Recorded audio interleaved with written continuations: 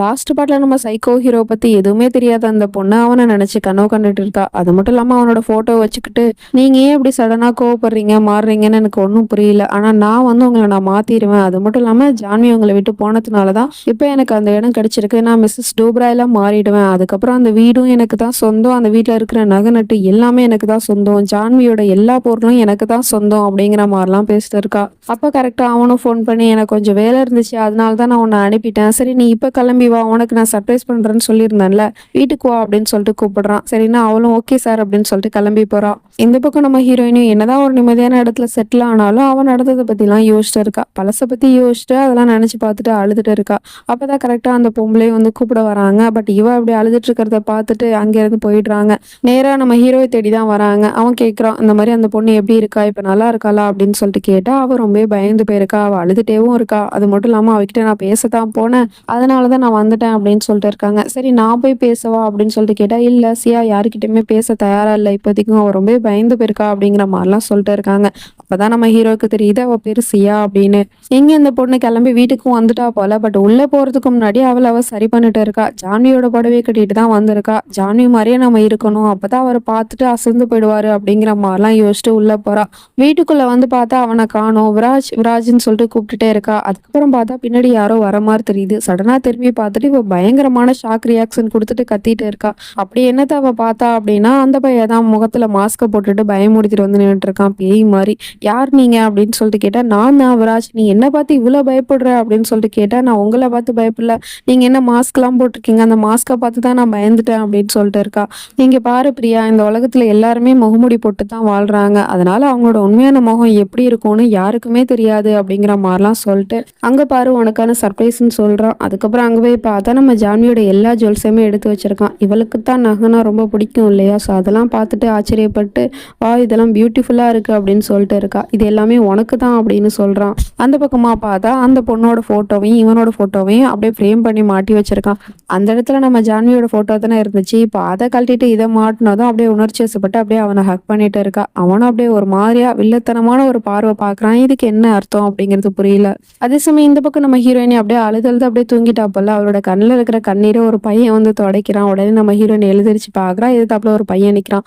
யாருப்பா நீ, நீ எப்படி இங்க வந்த, உன்னோட பேர் என்ன அப்படின்னு சொல்லிட்டு கேட்டா அந்த பையன் எதுவுமே சொல்லாம அங்கிருந்து ஓடி போயிடுறான். அதுக்கப்புறம் அங்க ஒரு பொண்ணு வந்து லஞ்ச் டைம் ஆயிடுச்சு, வா சாப்பிட போலாம் அப்படின்னு சொல்லிட்டு கூப்பிட்டு அங்க இருந்து போயிடுறாங்க. நம்ம ஹீரோயினி யோசிச்சுட்டு இருக்கா.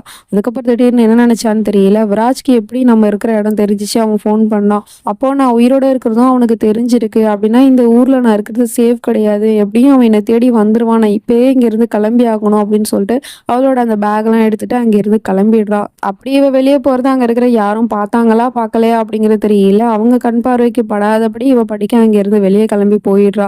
அதே சமயம் நம்ம ஹீரோவும் ஹீரோயினை பாக்குறதுக்காக வந்திருப்பான் போல.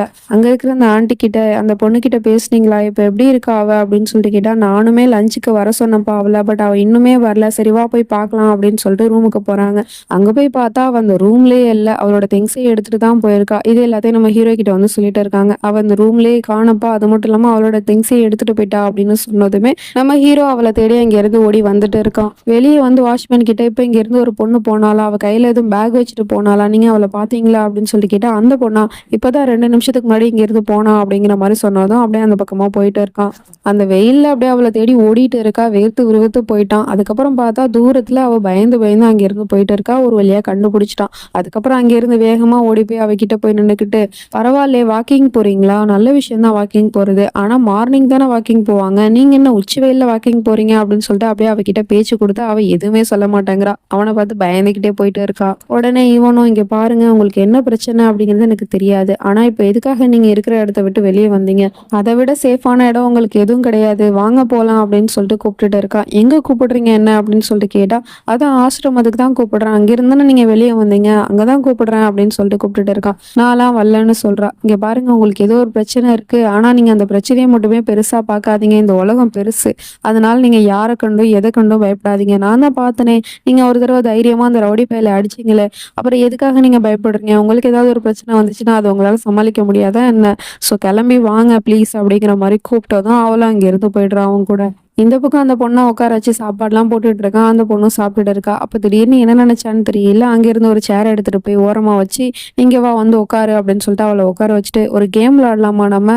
அது வந்து ஒரு சேலஞ்சிங்கான கேமு. நான் உன்கிட்ட சில பல கேள்விகள் கேட்பேன். அதுக்கு நீ டக்கு டக்குன்னு பதில் சொன்னா மட்டும் போதும்" அப்படிங்கிற மாரி சொல்றான். அவளும் சரிங்க அப்படிங்கிற மாரி சொல்லிடுறா.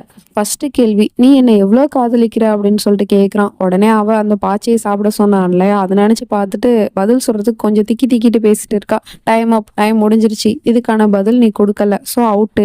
ஸோ 2வது கேள்வி கேட்கிறேன். "நீ என்னை ஏன் காதலிக்கிற?" அப்படின்னு சொல்லிட்டு கேட்குறான். அதுக்கும் அவ பதில் சொல்றதுக்கு முன்னாடி டைம் முடிஞ்சிருச்சு அப்படி இப்படின்னு சொல்லிட்டு அவள ஆஃப் பண்ணி வைக்கிறான். 3வது கொஸ்டின், "நீ என்ன காதலிக்கிற அப்படிங்கிற பட்சத்துக்கு நான் என்ன சொன்னாலுமே நீ அத கேட்கணும். அத நீ செய்வியா?" அப்படிங்கிற மாரி கேட்டதும், அதுக்கும் அவ பதில் சொல்றதுக்கு முன்னாடியே இவன் டைம் முடிஞ்சிருச்சு அப்படிங்கிற மாரி சொல்லி அவள ஆஃப் பண்ணி வச்சுட்டு, "என்ன பிரியா நீ இவ்ளோ ஸ்லோவா இருக்க? இந்த மாரிலாம் நீ இருந்த அப்படின்னா, உன்னோட கனவெல்லாம் எப்படி நிறைவேறும்? அதான் நீ இந்த வீட்டுக்கு சொந்தக்காரி ஆகணும்னு ஒரு கனவு கண்டிருக்கியே, அது எப்படி நிறைவேறும்?" அப்படிங்கிற மாரி கேட்டுட்டு இருக்கான். உடனே அவளுக்கு தூக்கி வாரி போட்டுருது. நம்ம நினைச்சது இவனுக்கு எப்படி தெரியும் அப்படிங்கிற மாரி யோசிச்சுட்டு இருக்கா. இந்த பக்கம் நம்ம ஹீரோயினி அவங்க கூட நடந்து வந்துட்டு இருந்தா இல்லையா? அப்போ வந்து அவன்கிட்ட ஒரு ஃபோன் பேசணும் அப்படின்னு சொல்லிட்டு கேட்டதும் அவனோட ஃபோன குடுக்குறான். அதுக்கப்புறம் ஏதோ ஒரு நம்பர போட்டு அடிச்சு ஃபோன் பேசுறா. பட் அது கூட தூரமா நின்னு தான் போய் பேசுறா. இவனும் அந்த பக்கமா ஓரமா நின்னு எல்லாத்தையும் பார்த்துட்டு இருக்கான். அப்போ நம்ம ஹீரோயின் யாருக்கு கால் பண்றா அப்படின்னு சொல்லிட்டு பார்த்தா, அந்த டாக்டருக்கு தான் கால் பண்ணி, இந்த மாரி "விராஜ்க்கு எப்படி நான் இருக்கிற இடம் தெரியும். அவன் நான் இருக்கிற வீட்டுக்கு கால் பண்ணான் அப்படின்னா, நான் உயிரோட இருக்கிறது அவனுக்கு தெரிஞ்சு போச்சா டாக்டர்?" அப்படின்னு சொல்லிட்டு பயந்து போய் பேசிட்டு இருக்கா. "அப்படிலாம் எதுவும் இல்ல. நீ ஏன் பயப்படுற? அவனுக்கு எதுவுமே தெரியாது. எந்த ஒரு சந்தேகமும் வராதபடி தானே நான் ரிப்போர்ட்லாம் மாத்தி வச்சேன். அவன பொறுத்தவரைக்கும் நீ இறந்து போயிட்ட. அப்புறம் எப்படி அவனுக்கு உண்மை தெரிஞ்சிருக்கும்? நீ தான் ஏதோ பயந்துட்டு ஸ்ட்ரெஸ்ல இருக்கிறதுனால உனக்கு இப்படிலாம் தோணுது. நீ அத பத்திலாம் எதுவும் யோசிக்காத ஜான்வி. அப்புறம் அந்த வீட்ல அங்கிள், ஆன்டி எல்லாரும் நல்லா இருக்காங்களா?" அப்படின்னு சொல்லிட்டு கேட்குறாங்க. பட் இவளுக்கு என்ன சொல்றது? ஏது சொல்றதுன்னே தெரியல. அந்த வீட்ட பத்தி எப்படி சொல்ல முடியும்? அவங்க ஒரு நம்பிக்கையான ஆள்கிட்ட தான் நம்ம ஹீரோயினிய அனுப்பி வச்சாங்க.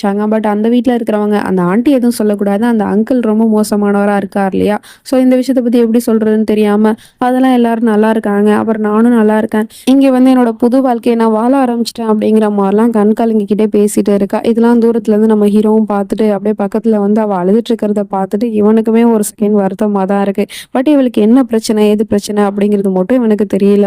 அப்புறமா அவள கூட்டிட்டு அப்படியே ஆசிரமத்துக்கும் போயிடுறான். அங்க போனா அந்த ஆன்டி ஏதோ கேட்க வருது. அதுக்குள்ள இவன் எதுவும் கேட்காதீங்க அப்படிங்கிற மாரி சைகையால சொல்லிட்டு இருக்கான். "சரிம்மா நீ வந்துட்டியா? சரி வா போலாம்" அப்படின்னு சொல்லிட்டு உள்ள அழைச்சிட்டு போறாங்க. இந்த பக்கம் இந்த பொண்ண சேர்ல கை கால்லாம் கட்டி போட்டு வச்சுக்கிட்டு அந்த பொண்ண கொடுமைப்படுத்திட்டு இருக்கான். அவளும் கேட்கிறா, "ஏன் விராஜ் சார் இப்படிலாம் பண்ணிட்டு இருக்கீங்க? நான் என்ன தப்பு பண்ணேன்?" அப்படின்னு சொல்லிட்டு கேட்டா, "தப்பா? நீ பெரிய தப்பு பண்ணிட்ட. அது என்னன்னு தெரியுமா?" அப்படின்னு சொல்லிட்டு என்ன பண்றான்னா, அவனோட லேப்டாப்ப காமிச்சுட்டு இருக்கான். அந்த லேப்டாப்ல இவ பேசினது எல்லாமே ரெக்கார்ட் ஆயிருக்கு. இவ சொன்னா இல்லையா, "நான் ஜான்வி மாரியே அந்த வீட்ல போய் வாழ போறேன். அப்புறம் ஜான்வியோட எல்லா பொருளும் எனக்கு தான் சொந்தம். அவளோட வீடு, அவளோட நகை எல்லாமே எனக்கு தான் சொந்தம்." அப்படிங்கிற மாரிலாம் யோசிச்சு வச்சிருந்திருப்பா இல்லையா? அதுதான் ப்ளே பண்ணி காட்டுறான். இவளுக்கு ஒண்ணுமே புரியல. நம்ம பேசுனது எப்படி இங்க வந்துச்சு அப்படிங்கிற மாரி யோசிச்சுட்டு இருக்கா.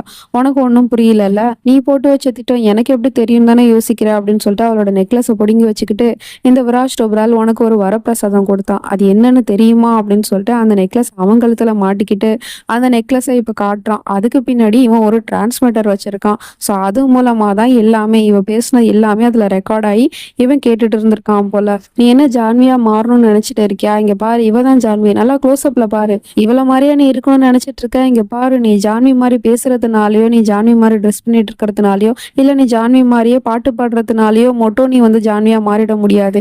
என்னோட ஜான்வி என்கிட்ட இருந்து எதையுமே எதிர்பார்க்க மாட்டா. ஆனா நீ என்னோட பணத்தை எதிர்பார்த்து தானே என்ன நீ காதலிக்கிற." அப்படிங்கிற மாரிலாம் திட்டிட்டு இருக்கான். அப்ப கரெக்டா அந்த போலீஸ்காரன் ஃபோன் பண்றான். எதுக்குன்னா அந்த மாரி ஃபோன டேப் பண்ண சொல்லியிருப்பான் இல்லையா? அது சம்மந்தமா தான். "சார் அந்த ஃபோன டேப் பண்ணியாச்சு. அந்த ஃபோனு அப்புறம் அதுல போட்டிருக்க சிம் கார்டு எல்லாமே டாக்டர் கமோலிகா ராணா அவங்க பேர்ல தான் ரிஜிஸ்டர் ஆயிருக்கு." அப்படிங்கிற மாரி சொன்னதுமே இவனுக்கு பயங்கரமான ஷாக்கா இருக்கு.